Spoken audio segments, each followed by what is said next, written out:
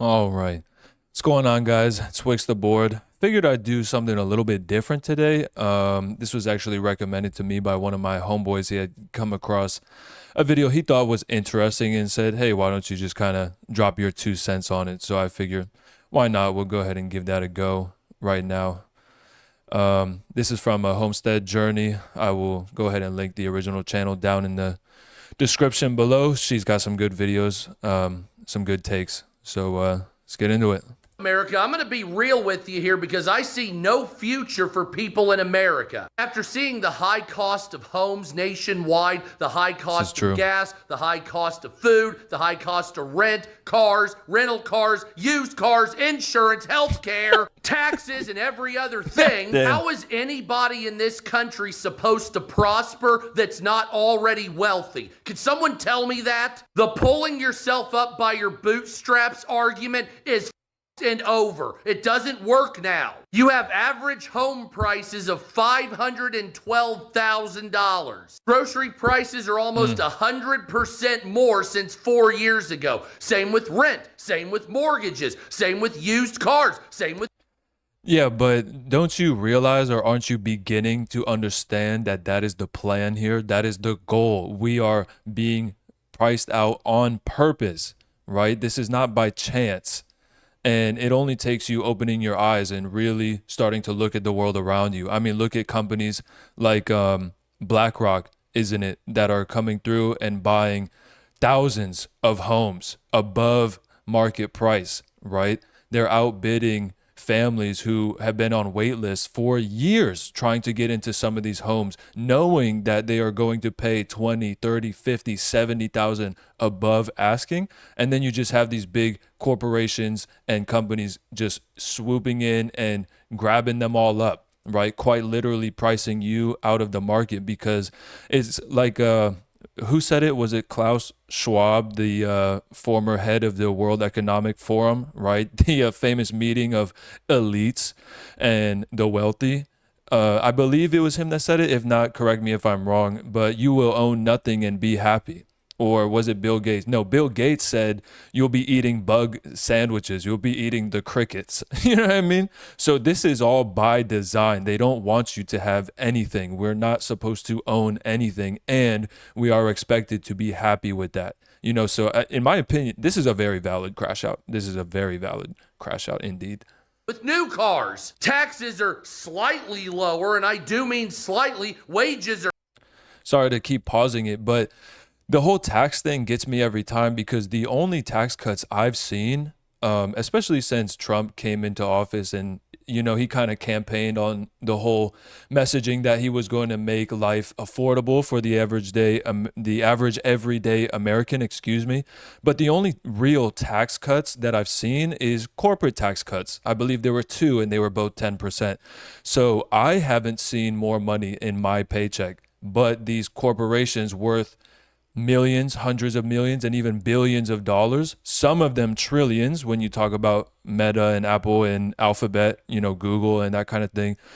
Yet they're the ones that get the tax break, you know, not us, who at the end of paying bills and taking care of just basic necessities don't have more than $50 to our name. And if we have that much, we're lucky. We don't see the tax break, right? We don't get to benefit from that. It's always the companies. It's always these corporations with their hands pretty much puppeting these politicians, right? Because they fund their campaigns, and who cares about us? We're not the ones donating hundreds of millions of dollars to get somebody elected who is then going to draft up some favorable legislature to allow you to continue making record profits. You know, isn't it interesting that all of us here in America are struggling, really struggling, and yet all we seem to hear is the stock market is at a record high. This shows that the economy is booming. It is healthy. You know, that's all we hear. And yet we are struggling to feed ourselves, or put gas in the car. You know, some people, I see it all the time at the gas station, even if you go to these places that offer slightly lower rates. You know, maybe you go to Costco or something, a place with a membership, BJ, Sam's Club, and you get gas at a slightly lower rate. I see it all the time where these people, they don't even fill their car until it clicks. You know what I'm talking about. It's like, let me go ahead and put $15 in, $20 in. So while this is our reality, the stock market continues to post record growth, right? I mean, it's just unbelievable. It's ridiculous. It's really ridiculous. So I feel him. Slightly up, but no way in hell will that meet the requirements. I just saw a story about a nurse with a $75,000 salary a year and an 808 credit score denied for getting a home. I wish. 0 student loan debt too. So debtless, making 75 grand a year with an over 800 credit score, not good enough for a house. So what are we doing here? What's the end goal? Starvation? Death? What's going on here? No matter what you do, no matter how you spin the finances, the middle class and the poor have no upward mobility. There is no hope now. None. No hope. None. Zero. The next 2 or 3 generations are because you allowed so much greed. Younger generations will never have shit because of your greed. I've already broken my back trying to make ends meet working for the last 30 years. I already know.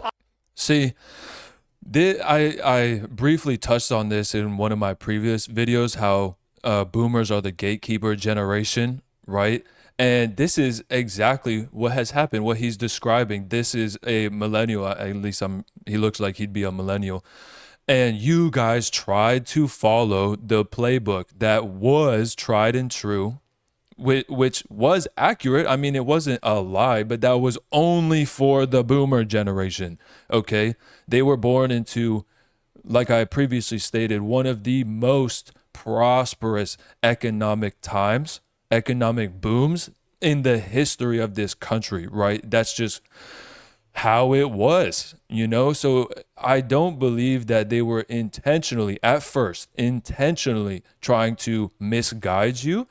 It's just that greed really took over. You know, these boomers saw themselves getting exponentially wealthier with each passing year, and then they only wanted more and more and more. And now here we are, where you have somebody who has put the last 30 years into working, whether it's one job, a series of jobs, and he has nothing to show for it. I mean, entire companies no longer offer 401ks, or if they do, they don't match it. There's no retirement, there's no pension. You know, that's part of the reason why I didn't even go into the military and wouldn't think about it, because my dad, when he and my mother got pregnant at 17 years old, you know, young kid with no real job prospects or skills, what do? You know, he was a smart guy, so he went into the Air Force, right? And he was able to put in 20 years, earn himself a pension, and now he does very well for himself, debt free. He went to school using the GI Bill and all of that, but they no longer do that. You no longer get compensated for decades of work and loyalty. What's the point? What's the point anymore? And maybe I'll make a video on that as to why it seems young men are not joining the military. That's just one of many reasons. But let's get back to the crash out.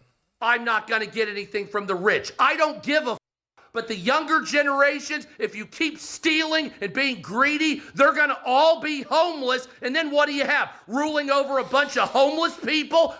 You. Trigger warning. I'm going to crash out right now. And this is going to be a long video, but I feel like you can relate to this. So here we go. It's great living in America. Unless you're a fucking American. If you're a bank, though, you are thriving while the rest of us are just trying to fucking survive. I just came across a video saying that banks are at an all-time high. Like, their expectations have blown through the roof of what their profit margins were going to be. You want to know why? They are thriving because America is starving to live. At least 95% of Americans right now are literally surviving off credit cards, off loans in general. And banks are eating that shit up over the high interest rates. We're fighting for our lives over here. You want to know what the American dream is like? Let me tell you. Every day I wake up hoping today is the last day on earth. I I'm tired of it here. That's the American household, on average, is $80,000 in debt. And that's just credit cards and like auto loans. Maybe even some student loans thrown in there. But that's not even including your mortgage. That's just credit card debt. And right now, banks are eating that interest rate up while we're all surviving. You mean to tell me that the average American goes to their mind-sucking job, works 8 to 12 hours to have everything deducted, have nothing left to live on, and we're forced to put food on the table by using credit cards? Okay. Picture this, right? Yeah. You go to college. You get yourself in hundreds of thousands of student loan debt. You are one of the 5% of college graduates to get. See, this is one reason why I'm happy I didn't go to college. I did give it the old college try. I did a semester, so I wouldn't even say I dropped out because I barely did that one semester that I signed up for and actually scheduled classes and whatnot. But I'm very happy that I didn't end up going that route because a lot of the people that I know, some friends or just people that I meet, and you know, it comes up in conversation, they have degrees. They went to a 4-year school. Some of them have what seems like very good degrees, business management, you know, leadership roles that they should have been able to get through their degree, and they are working at Dunkin' Donuts. Like, no place will hire them. Most of the listings that you see on whatever site you're checking for jobs, Indeed, ZipRecruiter, these are all ghost jobs. I'm sure we've all by now heard of this phenomenon where it just seems like in order to appear as though these companies are healthy and they're looking to hire people, they just post these job listings and they never actually intend to acquire any new employees. It's just kind of up there. I mean, I've even personally myself ran into this where you apply to 50 different places and you're lucky if you even get a response nowadays. I remember it used to be so easy, dude. It used to be you could just walk into an establishment,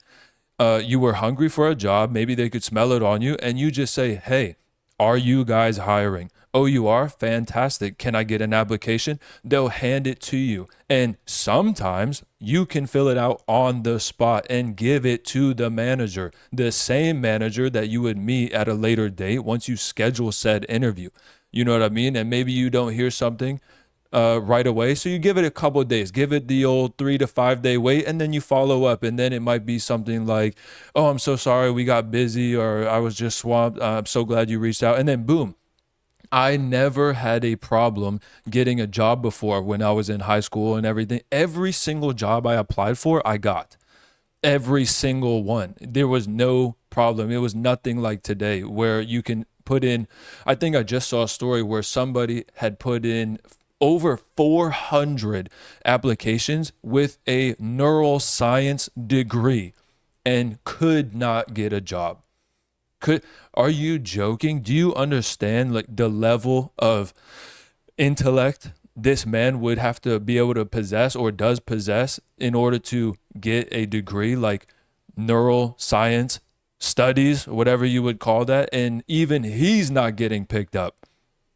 So it's just ridiculous. And I'm really glad I ended up not going that route. You know, I went a different way. I got my CDL and stuff. And, you know, it's blue collar, it's labor. But, you know, I respect it a lot because these jobs make the world go around.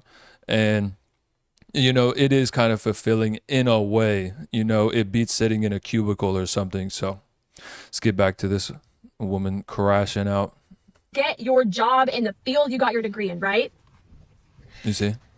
You get everything garnished from your wages because the increase on living and everything around you has gone up, but your pay has stayed the same. But then you also get taxes taken out. We get taxed just to breathe, people. We get taxed on owning shit. We get taxed. Dude, this is what's crazy. I'm sorry to keep pausing it, but do you understand that the founders of this country, our forefathers, are spinning in their graves right now? Because look at the Boston Tea Party. What was that? The crown, right? The English that ruled over the colonies at the time of the American Revolution or the start of it, which was, you know, you could say officially started with the Boston Tea Party, right? That was because they increased the tax on tea, the preferred beverage of the time, by 2%, I think. Again, correct me if I'm wrong. I think it was a 2% tax hike on tea. And that literally started a revolution. Now, when we earn a paycheck, we get taxed on that in several different ways. Income tax, federal tax, state tax, depending on where you're at. I mean, I'm currently here in Virginia and the taxes are just absurd. And I know other places like New York, California, I'm sure other places are a bit better, but you know, you work with what you got. But we overthrew our ruling government for a 2% tax, and now every time we get paid, we are taxed. And then we have to pay a property tax on our vehicle or vehicles or our house, our property. If you own or you have a mortgage or something, you have to pay a sales tax. I mean, every step of the way, we're getting taxed. Every time you pay for something, you're also getting taxed on top. It's ridiculous. The fact that this has been allowed to happen, I know our forefathers' heads are spinning. They never would have stood for this. Why do you think the Second Amendment is the right to bear arms? It's to combat tyranny like this. But here's a scenario for you. Why do you think us Americans are allowed to have firearms? Why do you think that is? I think because the ruling class, our government, they have been able to successfully subdue us so much that they know we're not going to use them. We are not going to rise. Have we?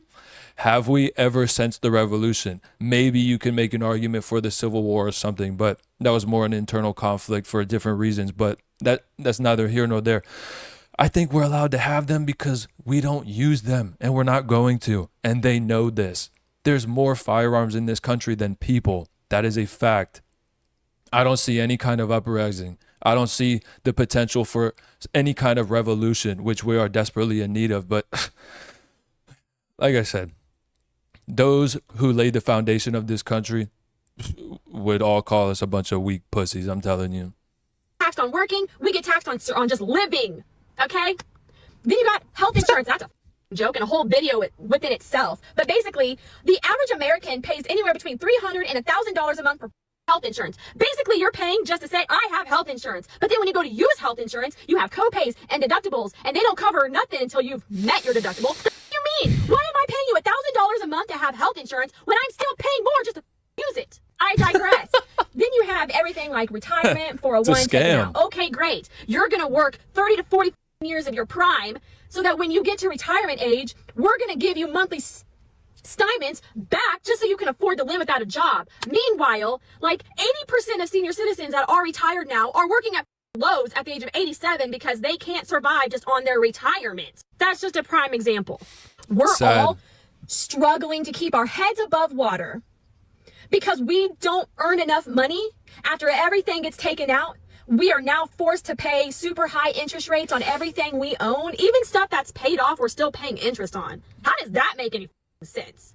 But you're sitting there, the American family, the average American family is no longer middle class. You're either poor or rich. The rich is making money off the poor because the poor can't afford to have two jobs, full-time jobs, and still be able to take care of their families and have enough money at the end of the day to put food on the table. Hence why we are forced to live on credit card debt.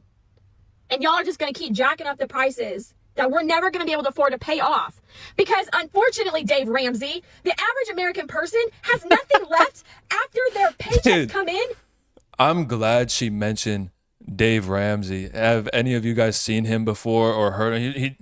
If you just save a couple $100 and just invest in the S&P 500, hell, get rich. You know, I already own like 20 fucking homes, but all you youngins just want your fucking Starbucks coffee. You know, that he talks like that. He's like, all that avocado toast, you just need to stop buying all them fucking avocados and just invest in the stock market. and the S&P 500, and eventually in a fucking 100,000 years you can own a property, maybe, but it's just because you don't know how to save. You just need a savings plan. Shut the fuck up, Dave Ramsey. Shut the fuck up.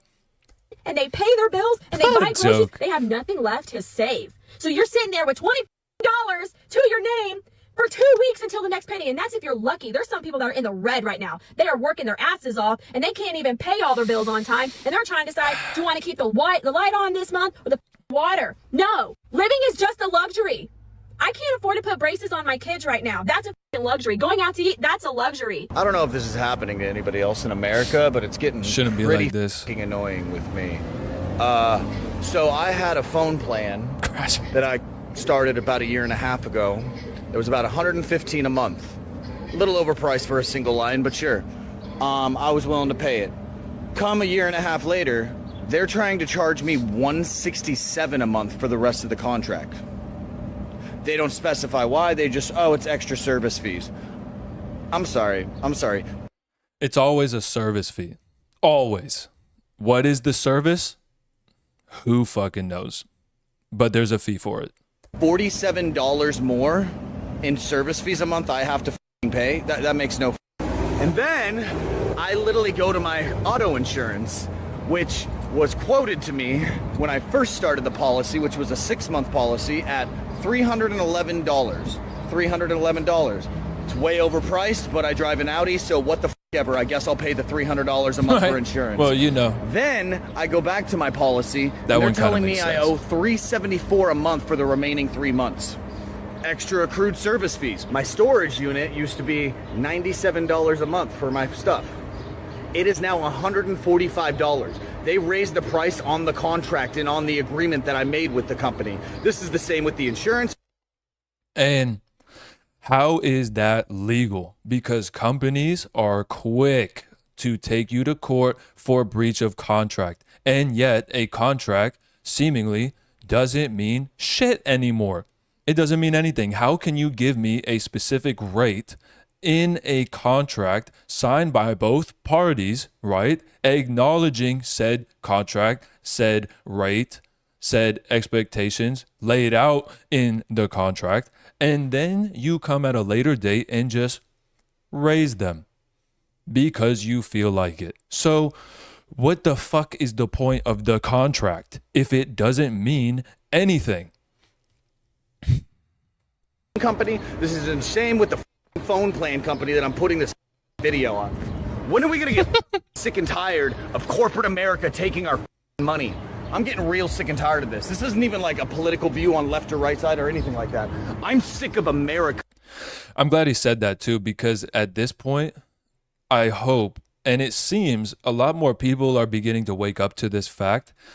Dude, it doesn't matter what side you're on. Oh, fucking Republican. Oh, Democrat. Oh, well, we need a Republican because at least it's the lesser of two evils. Like, is that really where we're at now? Is that really where we're at in society?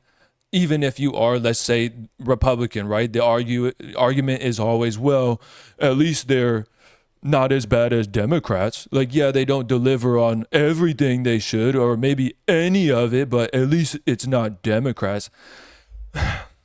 Have we really reached a point in America that, let's say, again, going with the Republicans, it's okay that you get nothing that you thought you had voted for just because you might be marginally better than the Democrats, or even vice versa? I don't care what side you're on. I personally don't even pick a side. It's not relevant because at the end of the day, it's all theater, in my opinion. You know, the arguments, the back and forths, it's all political theater. And when the doors shut and they're behind the doors, they are all laughing, sharing mimosas, and pointing and laughing at us, the idiots who keep thinking that we can vote our way out of this. It's not going to happen, right? They pretend to be on different sides, but they're a part of the same team, right?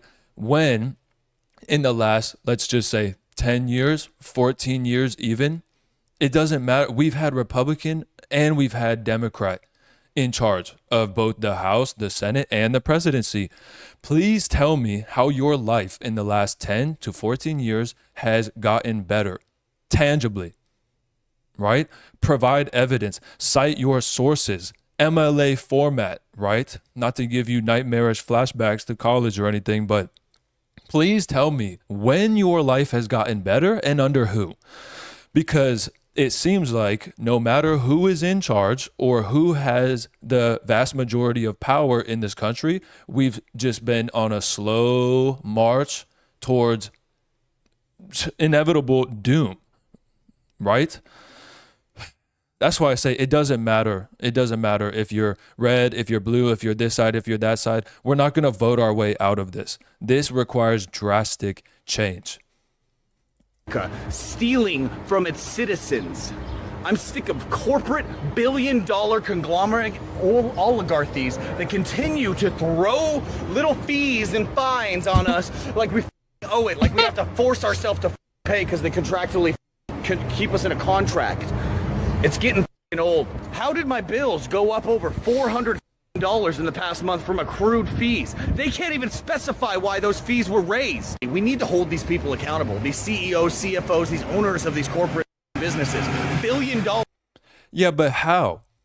That's the $1 million question. How? How are we going to hold them accountable? They're all in bed with each other. They're all in bed with each other. How are we supposed to go to them and say, oh, did you know that it actually says here in this clause, in this part of the contract that you're not supposed to raise my rate? And then you know what they do? And okay, go ahead and terminate the contract then. But there's a fee for that as well. There is a fee for that as well. Just be mindful. How? How do you address this without something drastic? Wallets packed, all these rich, horrible people where it's like, well, they earned it fair and square. Yeah, by f***ing people over and ripping people off with accrued fees, fines, and public crash out. I love it. Until their pockets are so lined, they don't even know what to do with their f***ing money, while the rest of us sit here and struggle and feed off of breadcrumbs on the ground going, it's the government, it's the Democrats, it's the Republicans, it's everything else but exactly what corporate America is standing for right now. He's right. They don't give a about us citizens. They only give a about their company, and they just Oy vey, are you struggling out here? Is it hard for you to pay your bills? Oy vey, just go ahead and pay this accrued interest, please. Oy vey. Want to sit there money hungry, just shoveling their face full of our money. So I'm being evicted from my apartment. Yeah, let's talk about it. So I live in a part of Florida. I mean, Florida itself is disgusting, but I live in one of the worst parts of Florida. And there's nothing here. And for the past year, I used to live in Florida. I used to live in Key West, Florida, which is it's like its own world.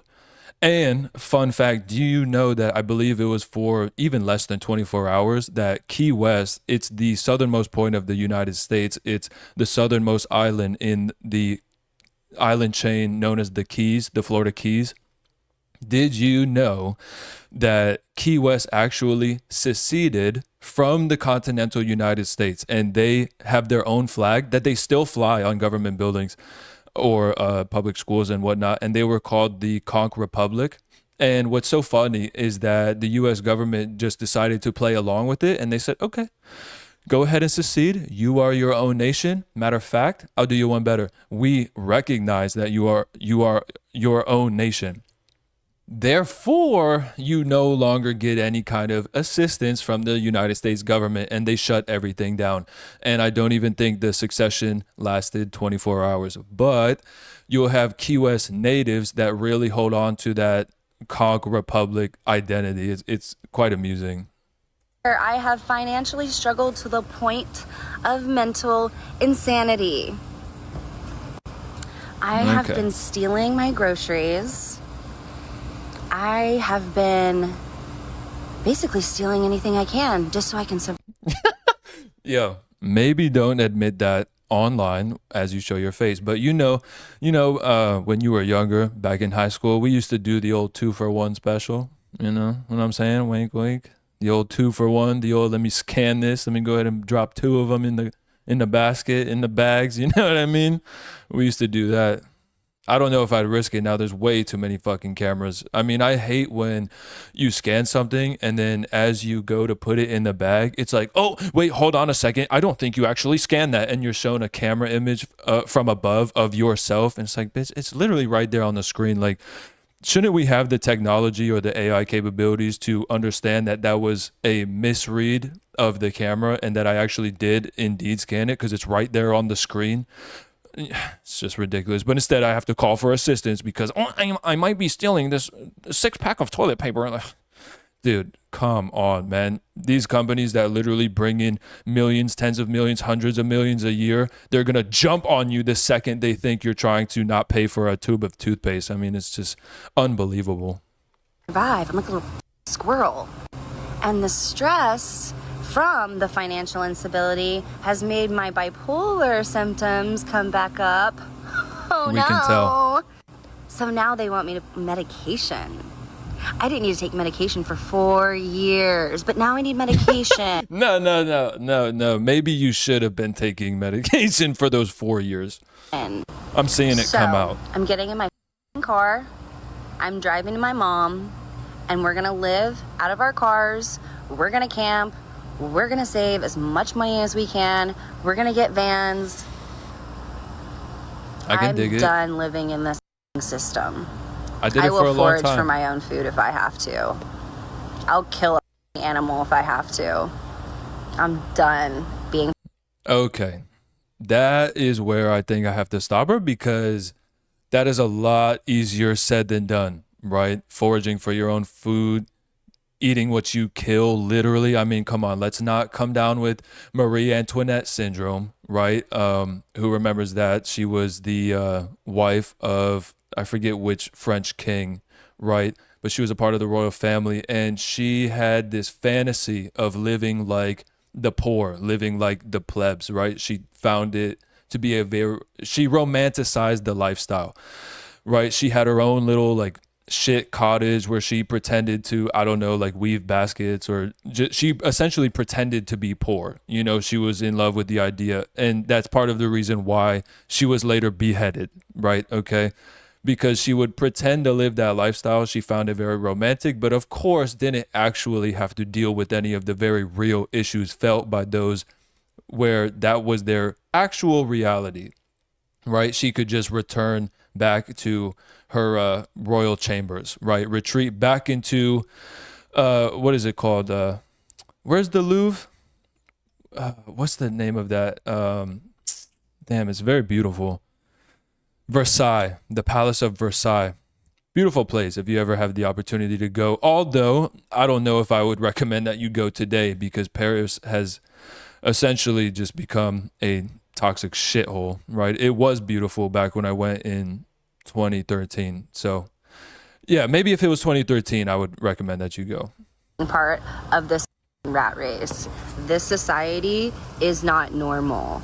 This isn't You're not normal. Okay? So, I don't normally ever come on here and post anything except of my dog because he's absolutely gorgeous. But, Valid. I am extremely frustrated being a full-time employed person living in Florida and not being able to afford to live. I have spent my whole day off trying to find a, more affordable place to live because I can't afford $1,300 a month in rent and then a $650 car note and then $300 in insurance and then you got utilities and it's just it's either I eat or I pay my bills and then even then it's like, okay, well, which bill's gonna be late this month? And I'm so sick of it.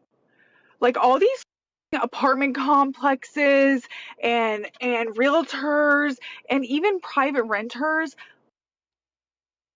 so hard. Yep. And I mean that with everything in me.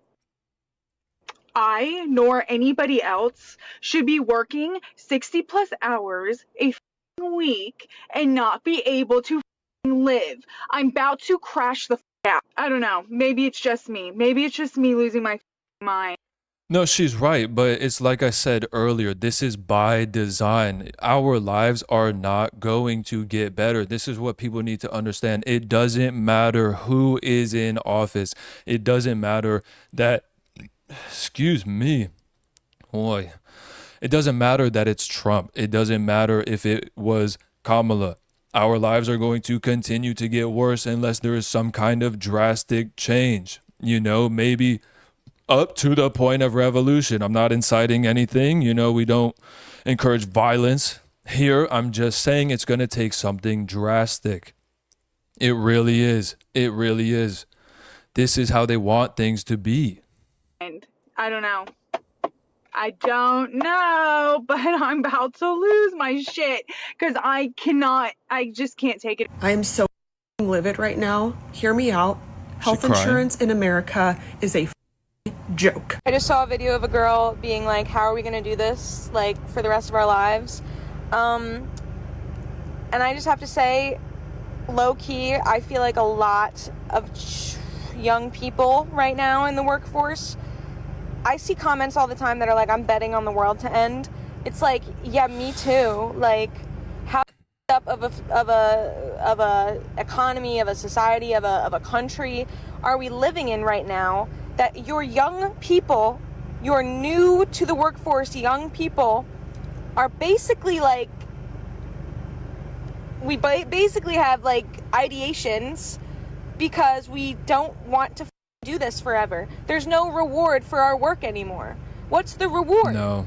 Like, oh, you get to go to sleep at night. I feel like the lack of money that people have now is really just...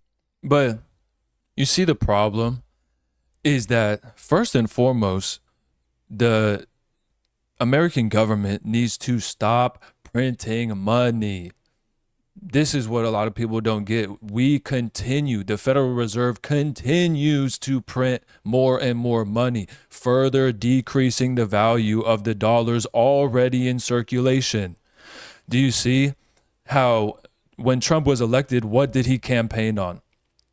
Decreasing the national deficit, right? The national debt, decreasing that. Now it is set to increase. We have accrued so much debt. We are expected to pay over $1 trillion in interest alone. And while everybody is feeling the pain of living through these economic times, all we do is increase our already bloated government. I mean, the Department of Defense or the National Defense budget was just increased. I thought the whole plan for putting a Republican, specifically Trump, in office was to decrease the spending, decrease the deficit. Wasn't that the whole message behind Doge and the things that they were uncovering, all of the corruption? But don't you notice how that was mainstream everywhere? It was on every news channel. It was on every outlet. There were countless TikToks and videos being put out speaking about whether or not you were in favor of the cuts or against the cuts. You thought it was positive, you thought it was negative. It doesn't matter. What's crazy is how quick all of that just disappeared. Right? Doge came in and said, we found this, we found that. This is where we can save money. Holy shit, there's fucking hundreds of millions of dollars being wasted here and also over there and this and that. And what came of it? Nothing. Just what seemed like a public breakup between Trump and Elon, and nothing ever happened. No cuts were made. Congress will never actually pass any bill to decrease the spending or to completely eradicate the corruption. And this is why it's so important that people understand it's not a party issue. The issue is that the government is so corrupt that at this point, it's almost beyond the point of reversing it. You know, that's what people need to understand. They're on the same team. All the red versus blue talk, it's just to divide people. That's it. So we are distracted by about a pop-up blood vessel screaming at somebody else just because they have a red cap on, you know, or a Harris Waltz bumper sticker, right? We're at each other's throats while they continue to make our life worse. That's the whole point. Okay? The joke is on us, really. starting to compound. Anxiety, depression, anger, they're short fuse. People are just getting... It's real. It's even worse to me this year than it was last year. But fuses are getting shorter. You see people that any kind of issue comes up, whether they're in a store, just anywhere, people are just automatically, they're getting the shakes. They're getting angrier faster. People are not having the amount of patience they used to have. It really comes down to emotional intelligence, and people are not able to manage this anymore. And I'm starting to see people break. I see people constantly all day, and it just seems like it's starting to just kind of compound. And I don't know where this is going to go. Bills are not getting cheaper. Nobody's getting paid more money. Matter of fact, companies out there are quietly reducing things like perks, benefits, bonuses. So in a way, you're actually making less money probably than you might have made in the last several years. And at the same time, everything just continues to go up. The aggregate numbers, I bet everything put together, you're probably almost double your expenses that you were before COVID. If you add up every single bill you have. Yeah. I just don't know where this goes. COVID was one of the largest transfers of wealth in history. It was essentially, the whole thing was essentially a Ponzi scheme. The whole thing. Everybody got played and the rich got richer. And the divide between the haves and the have-nots grew and continues to grow exponentially. Again, by design. People just people are not making eye contact with you out in public. Less and less people are smiling. You see it out in the world, man. People are really feeling this. People are really feeling the struggle, and we're all feeling it. And I think sometimes a lot of us try to put on a brave face, as you want to, because maybe you have people depending on you, or maybe you just want people to think that you're doing better than you are, because we all have, insecurities and stuff that we battle with. But it gets very real when you have, let's say, little ones who are looking up to you, and you got to put something in their belly at the end of the day. So everybody's feeling it, man. Even if you have a little bit more than your neighbor, you're still feeling it, and that's why I think this is a time where seeing all of the division is so unfortunate. And I wish it wasn't the case, because now more than ever is when we need to come together, as people, as part of a neighborhood, as part of communities. We really need to start trying to build those bridges and realize that we're not all as different as we might think. And a lot of the ways we're being pitted against each other are not as important as we're led to believe. That's just my thoughts. They seem on edge. They seem agitated. They're just in their own world. And it's like everybody's got their brain on a hyperactive thing, about stress, about money. And man, the lack of money is just gonna break people, Sorry guys to keep pausing it, but another thing this makes me think of is we are not wired for this level of stress. Even if you were to go back thousands of years, and you don't even have to go that far, just look up what was life like for the average laborer in the medieval times. And again, I might be wrong, so correct me if I am, but I believe I saw a figure that even like farm workers back in the medieval ages maybe worked about 180 days out of the year. And the rest I'm not saying like 180 days straight and then the rest of the time off, but just average 180 days out the year. And it just goes to show that we used to live lives that were far more in tune with just nature, the world, the sun and moon cycles, right, before alarm clocks and all of these things. And there was no real hustle and bustle. There was no New York lifestyle, go, go, go constantly, or or things like the Japanese work culture. I mean, literally putting in 80 hours every week, 6 days a week, passing out on the street after having a drink with your boss, just these unimaginable expectations that we now face. We are not wired for this, dude. Technology has grown at such an exponential rate that we quite honestly don't even know how to handle it. And for us to be worried about all of these individual moving parts and pieces in our day-to-day life, I mean, it keeps you up at night. And you can see it on people's faces. You can see it, how their mind is just racing, trying to come up with a solution, trying to find a way out, break the cycle, break the mold. Everybody's trying to do it. Everybody. Money doesn't buy happiness, but money buys your peace. It buys options. It buys your ability to survive. And thank you. I am so glad somebody said this, because I tend to get shit when I say money would solve all of my problems right now. Yes, I understand money doesn't buy happiness. Okay, I get that. But what was what did I hear before? Money doesn't buy happiness, but I'd rather cry in a Ferrari. Right? That's kind of funny.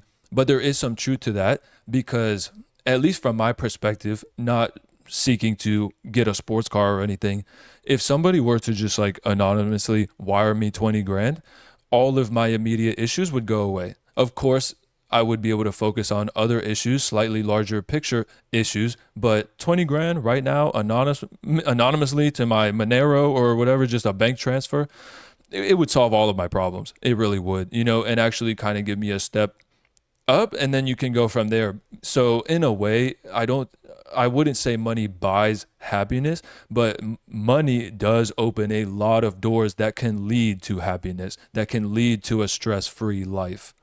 And to enjoy the things around you.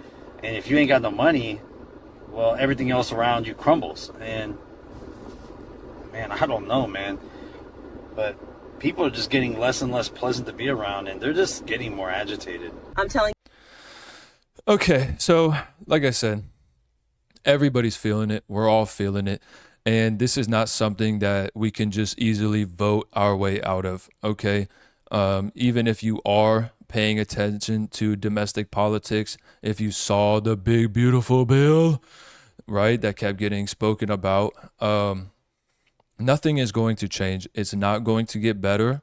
Those who pull the strings, we're headed the direction we're supposed to be headed, because they are getting what they want out of it at our expense. And, unfortunately, that's what this country has come down to. It really sucks. It wasn't the founding principles of this country, but we've allowed things like greed and deregulation to really steer us in the wrong direction, 100%, because now you have conflict of interest where these politicians are getting elected because their campaigns are being funded by these corporations and even just wealthy individual donors that would like to see beneficial policies drafted and enacted and voted into our legislature. And it creates this huge conflict of interest, where essentially, like I said, they're all in bed with each other. They're all helping each other out.